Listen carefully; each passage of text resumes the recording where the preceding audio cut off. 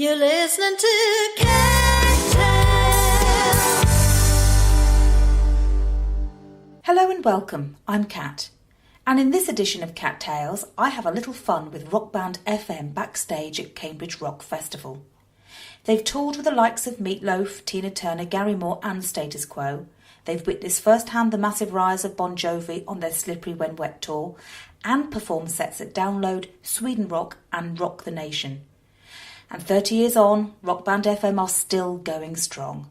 Now celebrating their Pearl anniversary, they've supported Europe and Foreigner on a European tour, and with a new album in the offing, are just beginning to enjoy life. This is the one with FM. Well, first of all, thank you very much for agreeing to talk to us, and I want to hear your story, really. So anything you want to tell me, please tell me away. It's a long story. So perhaps I might just start by just asking your names, so we know what you sound like. I'm Steve. Yeah, I'm Merv. I'm Pete. And I'm Kat. We're all introduced, we're all friends now. Now, 30 years then, that's the big story really, isn't it? So 30 years together. It is indeed. Yeah. How does that feel? Well, The truth. That's I for want the murder, scoop. you know that. That's true. no, it's great, you know, and since we came, we sort of had a little bit of time off in the middle.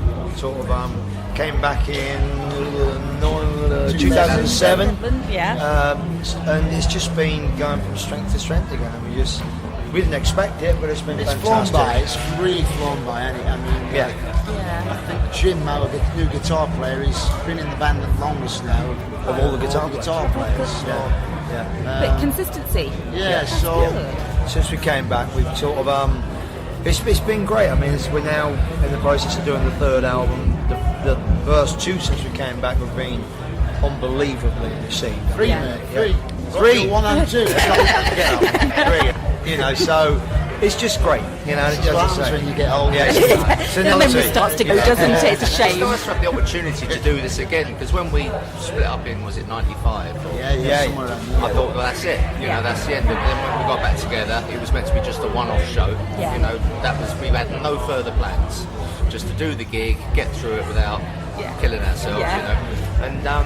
And the reaction from the audience was absolutely, it was incredible. You know, I was up the back, I was filling up. I was feeling so emotional kind of thing. And we sort of came off stage like, right, okay, then we're going to do something else now, aren't we? You know. And so that's what's happened. We had no plan at all. But it's just a privilege to be able to do, you know, Cambridge and all these great gigs. That's incredible then. So you had your 12 years off. Yeah. So why did you decide to give it up the 12 years previously? Was that just, hey guys, we just had enough? No, we'd sort of done, we've been around for 11 years. We just sort of thought at that time there were new genres of music coming in, it was changing. We could have carried on touring. Unfashionable, couldn't we? So it was just the right time. Time to stop. We didn't stop because we didn't like each other. We just stopped because we thought it was. That still carries through. Yeah. But no, so that was it really. We just thought it was the right time to stop and obviously the right time to get back together. You know, when we got back together. Absolutely. So what enticed you back for that infamous first gig again of the It was an Irish reunion? fella, he just kept going on about it. It was a festival called Firefest, and he just wouldn't leave it. He just wouldn't leave it. He just kept ringing, and eventually wore us down. And we said, look, it's going to be rubbish. No one's going to come. You're going to lose loads of money. And it didn't work out that way. It's terrific, sold wasn't out. it? It was great. The first time it sold out, wasn't it? Yeah, it was, you know. So the appetite was still there from the fans then, by the sound They of were it. from all over the world. Shock. Came from all over the world. So we thought it's going to be like that in Holland and Spain and Belgium and Germany. So we thought we have to go see, we have to find out. So we did some shows with Foreigner this year and went around Europe again for the first time. I was going to God ask knows you how about long. that. Yeah. Was that what kind of experience was that then, really? Because I mean, obviously that's a little bit different from playing places like this, isn't it? Bigger venues and stuff. Well, you meet the true fans that have got all the albums and, you know, they're just so glad to see you because, you know, they thought you were dead. I put the Foreigner tour up with Bon Jovi. Yeah, it's Yeah. fantastic. Yeah, Yeah. that was like a benchmark. That was the most amazing tour ever, the Bon Jovi tour. for Right. us. and then this Foreigner tour was, to me, was on the same level for you. That's So great. it's almost like second time around then, you're having as much fun, or is it more fun because it's a bit more relaxed? And Yeah, probably, and we don't have the same pressures from record companies and stuff anymore. We do our own, we just do everything at our own pace and get it how we want it, and we've got control of our own destiny, which is great. I think the difference is the fans are just glad to see you back, so it makes it a bit easier. Yeah, it does. doesn't it? You know, Yeah, you don't have all that pressure that we had first time around, I don't think. the first time around, you're trying to cultivate the fans, aren't you? Woo them, get them on your side, and then I suppose when you come back and you realise, hey, they're still here, they've missed us, and they want to, then really it's almost like the pressure's off, isn't it, in a way? we're just enjoying it. We're just taking every day as it comes, but having a ball. So you now celebrated the 30 years from when you obviously started, and you've got, is it 42 dates or something in the diary, a monstrous amount of... There's a lot of stuff next year. A lot of stuff next year. Asking us. you just tip up when you're It's a told big tour, to. And is touring a little bit harder as you get older? Not that you guys are old by any manner of means, however, 30 years on. because we did half an hour at 8:30. It doesn't get any better. We're in the bar at 8:30. It's like a dream come true for some of the boys. Climbing up on the drum rides. No, we have a great time. It's good. Does it feel like you're teenagers again? Apart from the replace the M&Ms with the Sonata gin. Oh no, I can't believe that. So you came down from Wakefield then last night. That was Yeah, the we did. start of Yeah, your we tour just then, did a wasn't little show it? there. So how did that go? Same again last night. Great crowd. Yeah. Really knowledgeable. Yeah, Knew some of the knew all the lesser songs, known yeah. songs we put in the set. Yeah, it's a great gig. That's all I good. mean, Wakefield, it's a revelation. Yeah. You got to go, it's great. You put it on the map. Excellent.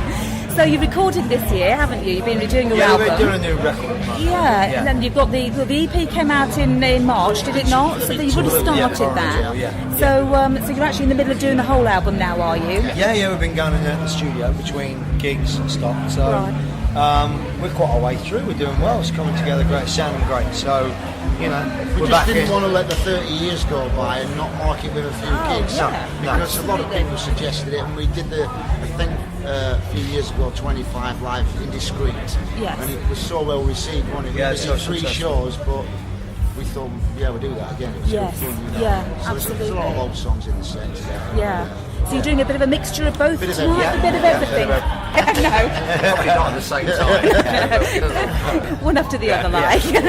So when's the new album planned to come out then, or are you just taking it as it comes, or we will go have with the plans. flow? We don't have plans. Probably in spring next year. Early next year. Dates are going in and around and stuff, and we'll have all come November. We'll be able to announce what we're doing. Right, great. Now last year, didn't you bring out a DVD? I'm sure you No, that was the did. 25 live. That was the Right. that was the one where we did the indiscreet thing. And Right. that was a lot.